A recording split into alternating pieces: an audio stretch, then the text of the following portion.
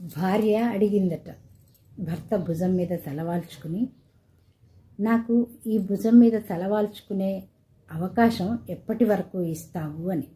అయితే ఆ భర్త నవ్వి అన్నాడట, నాకు ఎవ్వరూ వాళ్ళ భుజం ఇవ్వనంత వరకు నేను నీకు భుజం ఇస్తూనే ఉంటాను అన్నాడట.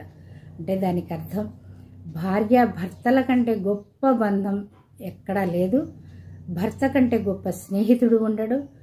నీకు బాధ వస్తే తలవాల్చుకొని ప్రశాంతంగా కళ్ళు మూసుకునే ఒక్క ప్లేస్ ఉంది అంటే అది ఒక భర్త భుజం, భర్త ఒడి. అందులో మనం ఏది చెడుగా ఆలోచించాల్సిన అవసరం లేదు. ఎందుకంటే భర్త కంటే గొప్పగా నిన్నెవరు ప్రేమించరు, అతని కంటే గొప్పగా నిన్నెవరు రిసీవ్ చేసుకోరు. కాబట్టి మీరు ఆయన మిమ్మల్ని ఏ విధంగా చూస్తాడో అంతకు పదింతలుగా మీరు చూడాలి. అంటే ఏంటి, స్త్రీలే చూడాలా అంటే అవును, ఎందుకంటే ఓపిక స్త్రీలకే ఉంది కదా అంటారు కదా, అందుకనే చూస్తే తప్పులేదు. మాతృత్వం అనేది ఒక స్త్రీకే ఉంటుంది.